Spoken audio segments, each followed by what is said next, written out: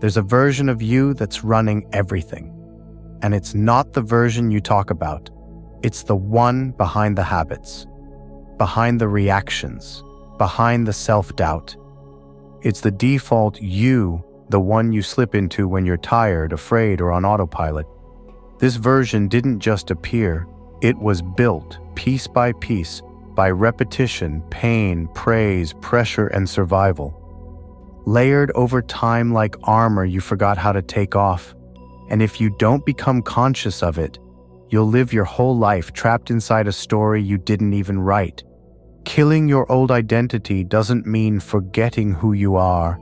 It means letting go of who you never really were, so you can become who you've always been, underneath the noise. But you don't do it all at once. You do it in steps. This is how to evolve, without losing yourself in the process. Step 1. Identify the mask you've been wearing. Every identity begins with a mask, something you put on because it kept you safe, accepted, or praised. It served you until it didn't. Maybe you became the reliable one so people wouldn't leave. Maybe you became the tough one so no one could see your fear. Or the underachiever because playing small felt safer than risking failure. Ask yourself, what do I consistently perform that no longer feels like me? What parts of my identity are built on fear, not truth? That's your old identity whispering, "This is how we stay safe." But remember, survival isn't the same thing as fulfillment. And safety isn't the same thing as freedom. To kill the mask, you have to see it, name it, call it what it is.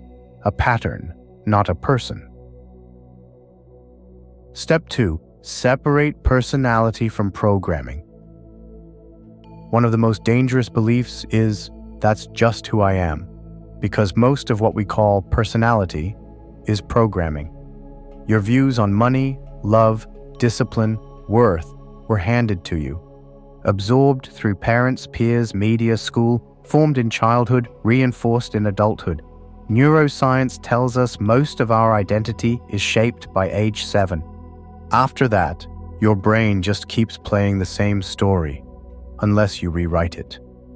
So ask yourself, is this belief mine, or was it given to me? Do I believe this because I've chosen it, or because it's familiar? This is the moment you begin to step outside the story, not because it was wrong, but because it's no longer yours. Step 3. Create a new internal standard. Killing the old identity leaves a gap, and if you don't consciously fill it, the past will sneak back in.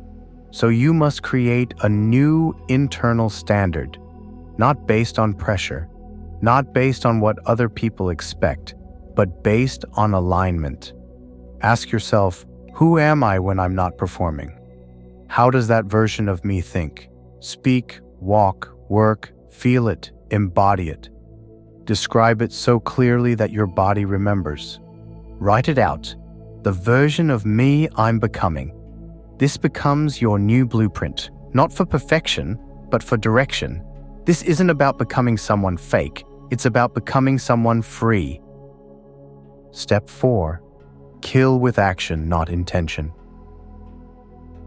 Identity doesn't shift through thinking, it shifts through doing. Every action is a vote for the identity you want to reinforce. Your old self avoids hard conversations. Your new self initiates them. Your old self scrolls away discomfort. Your new self sits with it. Your old self over-explains. Your new self trusts silence. You don't break the old identity by analyzing it. You break it by acting opposite to it, one moment at a time. Think of it like carving a new neural path through a dense forest. Every step you take makes it easier to return. Every choice to act in alignment strengthens the new standard. You don't need to be perfect. You just need to be unavailable for your old patterns. Step 5. Grieve and integrate. This is the part no one warns you about. Killing your old identity can feel like loss. You're saying goodbye to a version of you that carried you.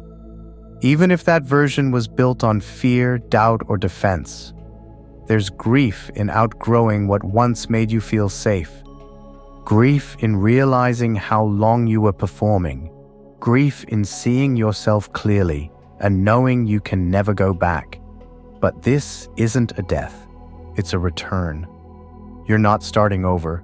You're stepping forward, this time, as you. So honor the past, but don't stay loyal to it. You're not here to remain relatable to your history. You're here to become responsible for your future. Closing reflection. You don't have to reinvent yourself overnight, but you do have to stop defending who you no longer want to be. Killing your old identity isn't about burning everything down. It's about clearing space for who you've always been underneath the roles, rules, and reactions. So take off the mask, step out of the loop, and choose differently, again and again. Because the version of you've been glimpsing in your highest moments, they're not a fantasy, they're the real you breaking through. And that version is worth everything it takes to become.